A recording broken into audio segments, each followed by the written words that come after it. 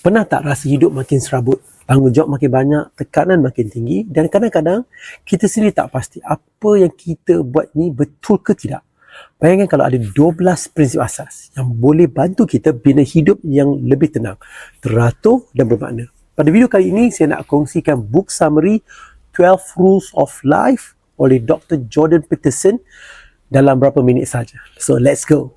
12 Rules for Life, an Antidote to Chaos, ditulis oleh Dr. Jordan Peterson. Beliau seorang pakar psikologi klinikal dan pensyarah dari Kanada. Buku ini jadi bestseller seluruh dunia kerana mesejnya sangat relevan dan deep. Tujuan buku ini adalah jelas, bantu kita cari arah hidup dalam dunia yang semakin kelam-kabut. So, rule nombor 1, stand up straight with your shoulders back. Posture anda mesej kepada dunia.